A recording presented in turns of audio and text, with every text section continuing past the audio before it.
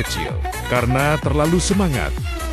Bayur, airnya terlalu banyak. Wah, jangan berenang ya, benih kecil, kata Lala. Panik, ulat kecil ikut berseru. Pelan-pelan, nanti aku ikut hanyut, Ibu tersenyum.